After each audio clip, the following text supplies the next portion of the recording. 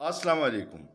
पिछले 24 घंटों में जिस तरह पाकिस्तानी अवाम ने रियासती जबर, बर्बरियत और तशद्दुद बर्दाश्त किया है, जिसमें एक्सपायर शेल, डायरेक्ट गोलियां, पुलिस, रेंजर्स के जवान ये सारे अवाम के सामने खड़े थे और शदीद तशद्दुद कर रहे थे।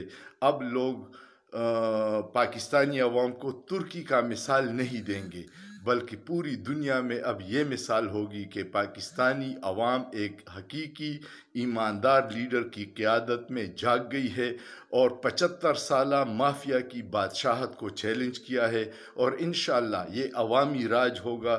बंद कमरों में फ़ैसले अब नहीं माने जाएंगे। अवाम जो फ़ैसला करेगी वही हुक्मरान होगा।